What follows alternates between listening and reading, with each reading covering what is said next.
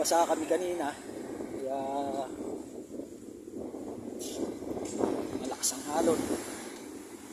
Dito kami ngayon kasama si Utol sa Dinggalan. So mapapansin nyo, andito kami sa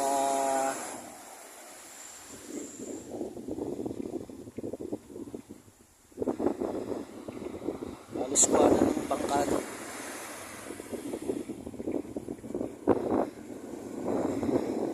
Hindi nakagarahean ng bangka. Malakas ang alon.